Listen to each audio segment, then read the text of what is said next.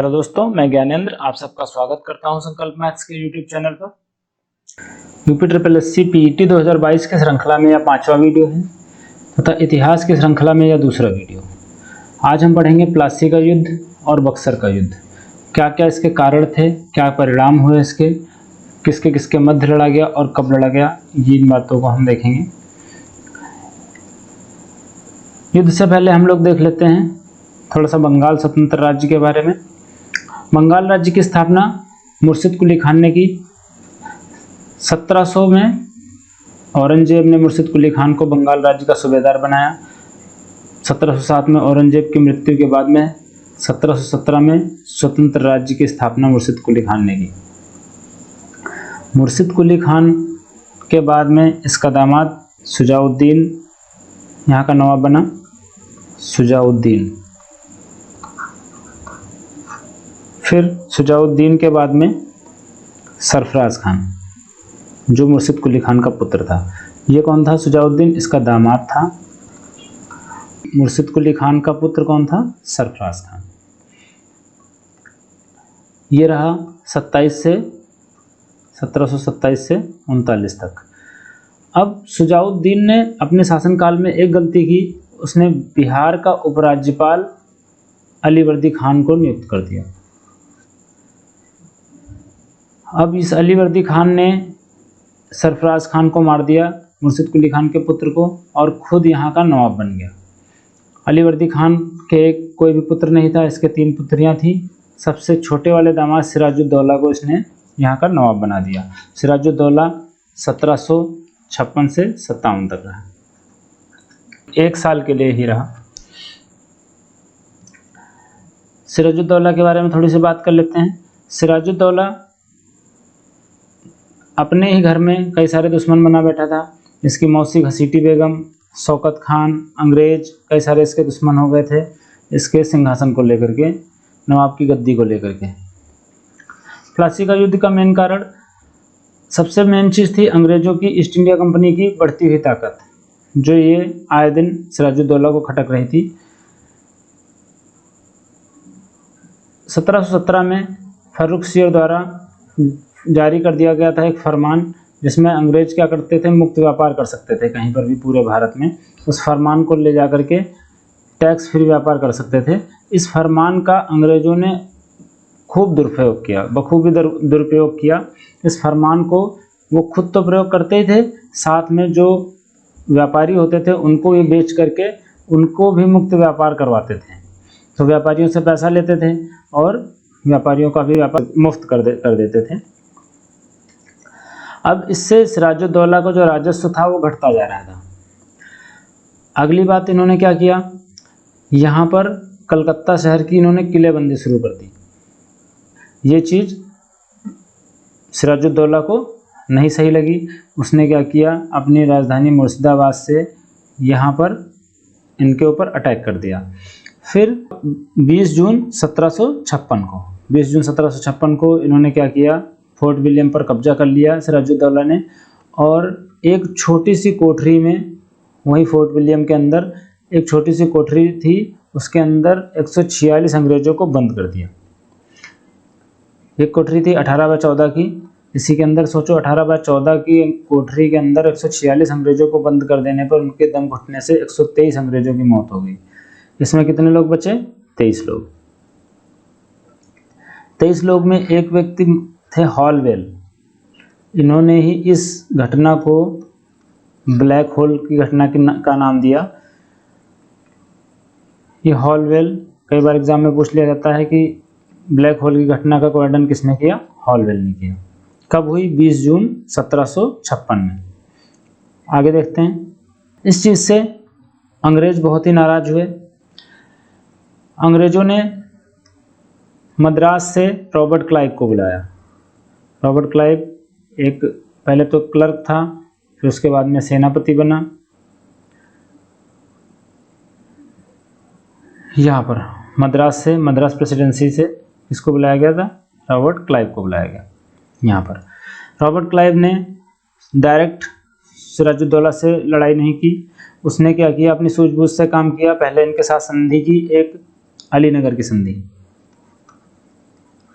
अलीनगर की संधि से इन्होंने क्या कहा कि हम अब दुर्गीकरण नहीं करेंगे, जो ये किलेबंदी कर रहे थे वो नहीं करेंगे, और अपना ये जो कलकत्ता शहर जो फोर्ट विलियम था, फोर्ट विलियम को वापस कर लिया। उसके बाद में फिर नवाब की का जो सेनापति मीर जाफ़र था उसको अपने साथ में मिला लिया, और भी कई सारे लोगों को रिश्वत दे दी, और फिर षड्यंत्र रच करके इसके साथ प्लासी का युद्ध लड़ा, जो कि 23 जून 1757 को लड़ा गया। एक तरफ थी नवाब की सेना और फ्रांसीसी सेना, एक तरफ थे अंग्रेज़ों की सेना, लेकिन नवाब की सेना में भी पूरी सेना किसकी थी? इन्हीं अंग्रेज़ों की। फ्रांसीसी थोड़े से सैनिक थे तो क्या ही कर पाते। नवाब की सेना में जो मेन लीडर था मीर जाफ़र, वही उसी ने धोखेबाजी की। तो नवाब यहाँ से थोड़े से सैनिक लेकर के यहाँ से युद्ध से भागने की कोशिश की। रास्ते में इसके बेटे मीर जाफ़र के बेटे मीरन ने इसकी हत्या कर दी नवाब की, धोखे से ही। फिर यहाँ पर इस बंगाल वाले क्षेत्र में अंग्रेज़ों का अधिकार हो गया। क्या हुआ? कब यह युद्ध लड़ा गया? 23 जून 1757 को। धोखे से, षड्यंत्र से सिराजुद्दौला की हत्या कर दी अंग्रेज़ों ने। किसकी मदद से? मीर जाफ़र की मदद से। तो मीर जाफ़र को क्या प्रलोभन दिया होगा कि हम तुम्हें नवाब बना देंगे, और अंग्रेज़ों ने किया भी ऐसा। मीर जाफ़र को ही युद्ध के बाद में यहाँ का नवाब बना दिया गया। लेकिन बंगाल का नवाब तो बना दिया गया, लेकिन शक्तियाँ जो यहाँ की थी वो किसके पास चली गई? अंग्रेज़ों के पास। तो यहाँ का जो शासन सत्ता थी वो सब कौन चलाने लगा? अंग्रेज़ आए दिन बंगाल के नवाब जो मीर जाफ़र थे उनके पास जाकर के खड़े होते थे, कहते थे कि हमें ये उपहार चाहिए, हमको इतना पैसा चाहिए। तो ये देते देते परेशान हो गया, अंग्रेज़ों की महत्वाकांक्षाओं से ये परेशान हो गया। इसकी पूरी ट्रेजरी ख़त्म हो गई। जब इसकी ट्रेजरी पूरी ख़त्म हो गई उसके बाद में अंग्रेज़ों ने इसको हटा दिया, कहा कि तुम किसी काम के नहीं हो। इसके दामाद मीर कासिम को यहाँ पर गद्दी पर बिठा दिया। मीर कासिम को इसका बंगाल का नवाब बना दिया। प्लासी की लड़ाई समझ में आई? किसके बीच हुई? अंग्रेज़ों और सिराजुद्दौला के बीच। अंग्रेज़ों की तरफ से कौन लड़ा? Robert Clive. और सिराजुद्दौला की तरफ से कौन? मीर जाफ़र तो लड़ा नहीं था। एक थे मीर मदान,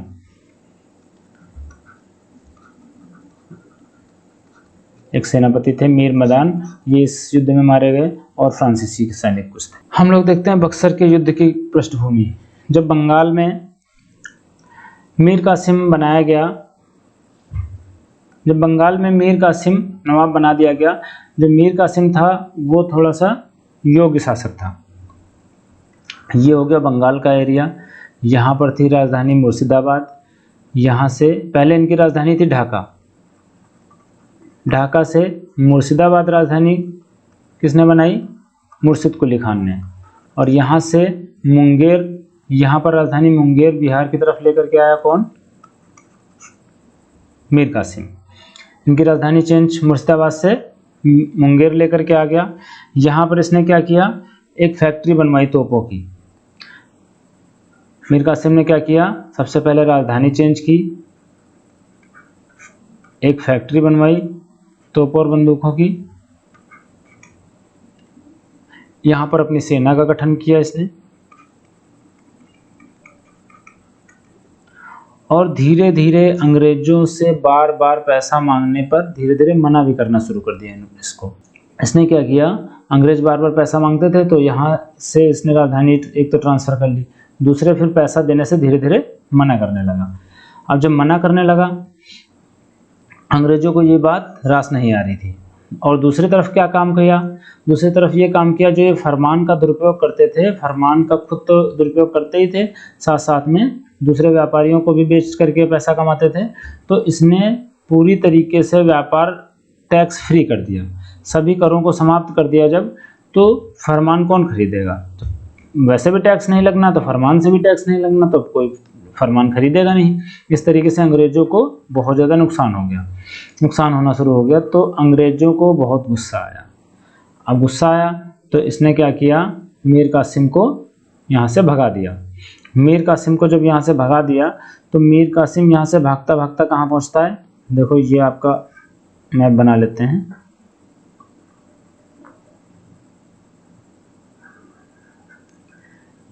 ये आपका बंगाल का क्षेत्र, ये आपका अवध का क्षेत्र, ये आपका दिल्ली का क्षेत्र।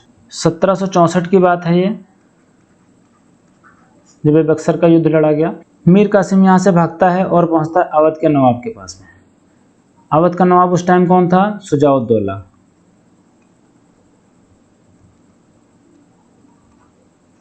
ठीक है। और दिल्ली का नवाब भी उस टाइम इलाहाबाद वाले क्षेत्र में ही रह रहा था, उसका नाम क्या था? शाह आलम द्वितीय।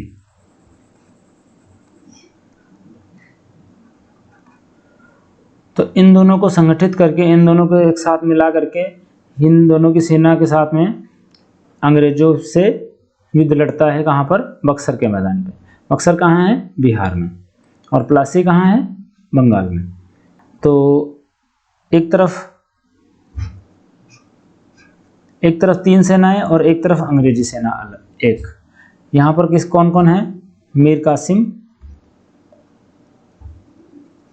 जो इसके थोड़े बहुत सैनिक थे, एक शुजाउद्दौला और एक शाह आलम।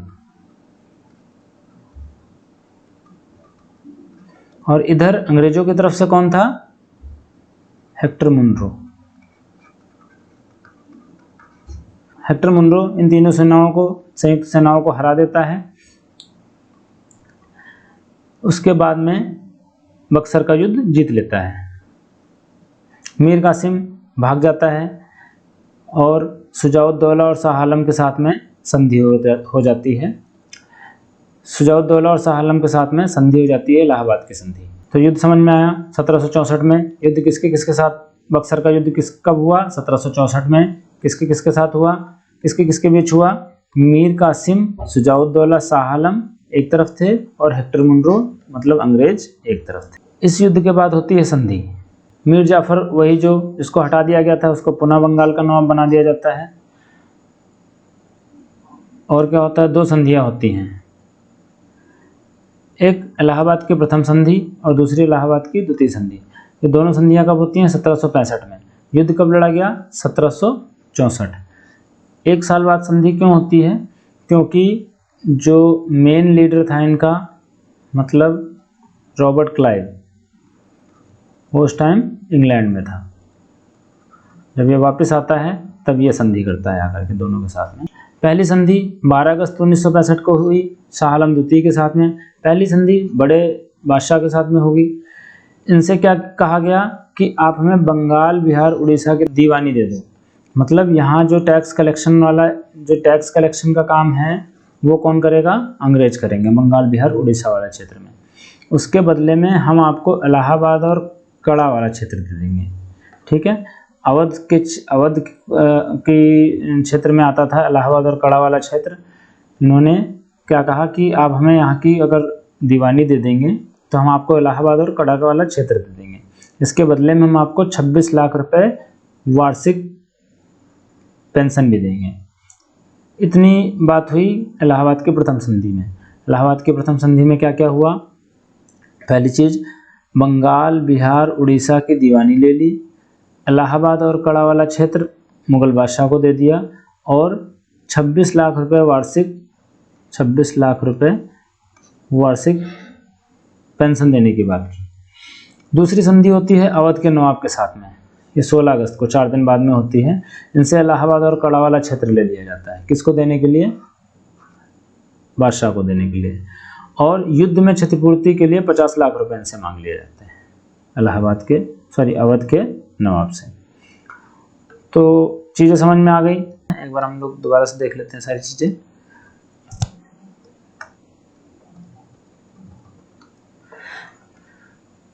बंगाल का नवाब, बंगाल की स्थापना किसने की? मुर्शिद कुली खान ने 1717 में। राजधानी ढाका से कहाँ बनाई? मुर्शिदाबाद। मुर्शिद कुली खान नाम था इसलिए मुर्शिदाबाद इनकी राजधानी हो गई।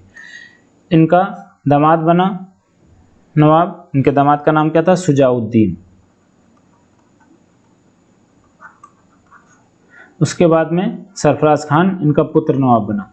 शुजाउद्दीन ने बिहार में उपराज्यपाल एक अलीवर्दी खान थे, उनको नियुक्त किया। अलीवर्दी खान ने सरफराज खान की हत्या कर दी। अब अलीवर्दी खान के एक भी पुत्र नहीं थे, 3 पुत्रियां थीं। तो छोटे वाले दामाद को सिराजुद्दौला को इन्होंने नवाब बना दिया। सिराजुद्दौला 1756 से 1757 तक रहा। 1757 में प्लासी के युद्ध में मार दिया गया।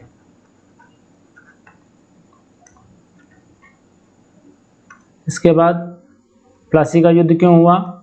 अंग्रेज क्या कर रहे थे? अपनी शक्ति बढ़ाते जाते थे और दुर्गीकरण करने लगे थे और अपने जो फरमान मिला था इनको उसका दुरुपयोग कर रहे थे। सबसे पहले सिराजुद्दौला ने क्या किया? फोर्ट विलियम पर कब्जा कर लिया। यहाँ पर 18/14 के कमरे में कितने लोगों को? 146 लोगों को बंद कर दिया, जिससे 123 लोगों की मृत्यु हो गई। कितने लोग बचे? 23 लोग। 23 लोगों में से एक था हॉलवेल ने ही ब्लैक होल की घटना का वर्णन किया है। आगे है, युद्ध किसके किसके बीच होता है प्लासी का? रॉबर्ट क्लाइव, अंग्रेजों की तरफ से रॉबर्ट क्लाइव और सिराजुद्दौला। रॉबर्ट क्लाइव और सिराजुद्दौला।